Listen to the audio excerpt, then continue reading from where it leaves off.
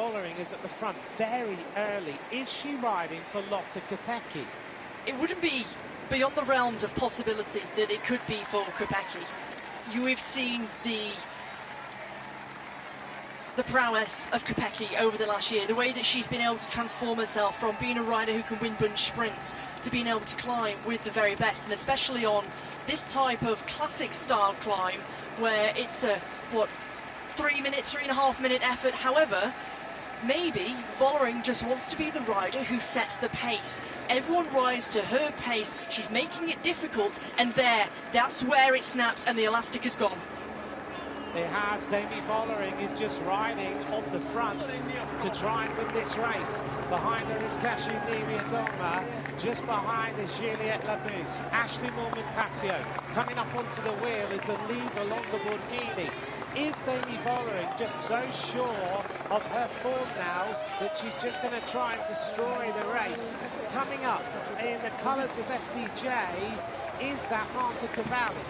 Evita Music moves forward, the former French champion, just getting to the wheel of Juliette Labousse, her compatriot from Team DSM Féminine Contenders. But there on the left-hand side, biding her time, Ashley Moorman-Passio, but looking poised and ready to strike is Elisa Longo-Borghini. 14 times Ashley Moorman-Passio has ridden Flèche Wallonne. This is her final chance before she retires. Can she win this race? Evita Music is there. You need to be confident. You need to be calm. You need to wait. You can't go too early. Wallonne is ridden from the bottom of this climb on the front, and they're still there. Longo-Borghini, Wallonne, Niewiadoma, Moorman-Passio, and Labousse. That's the five who are going to fight this race out. It's who's going to blink first to strike for glory. Because once you commit here, there's no hesitation, it's all in for that final. Now gritted teeth, Niewiadoma wants to try and move alongside Demi Wallonne. Look at the way she controls her breathing. It's amazing the way that Demi Wallonne has taken on this climb from the front. And now it looks like Moorman-Passio is left wanting as well. So it's going to be Wallonne, Niewiadoma, and it's going to be Elisa Longo-Borghini. Niewiadoma has ridden this race so many times. Moorman-Passio cracks.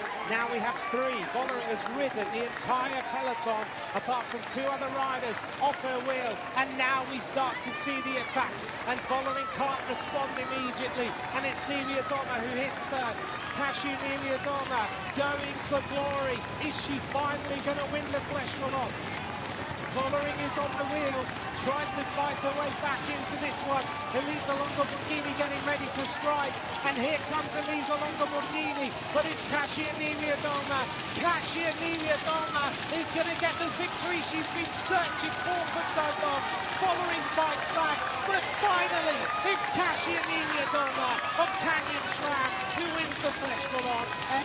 This year, she's had a change of approach. Cherry-picking her season, her races, spending a little bit more time in training and training camps. This is a big win for cycling, and into the tailwind on this climb, where she went on the right-hand side, and that immediate acceleration out of the saddle, and she still hasn't looked behind her to see where everyone else is, and if anyone is trying to challenge. 100 meters to go. And now, this is the first time that Longo-Borghini tries to accelerate to try and bring back Niewiadoma. She still hasn't looked behind her, and I think this has been a year where she's learned from perhaps a few of her mistakes that she's done in the past on this climb. She was patient, but when she went, there was absolutely no hesitation.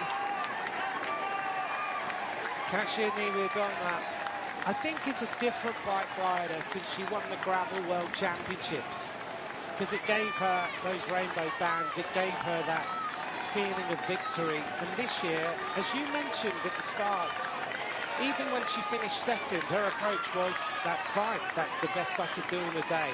She's been emotional at race finishes where she almost feels like she's failed, but now her approach is, yep, that's fine, that's the best I could do. Today, the best she could do was destroy the rest of the field. Katarzyna Niewiadoma is the winner of Flèche Wallonne with a very, very impressive victory. And this, I think, is going to change a season 5 years almost to the day that she won her last race.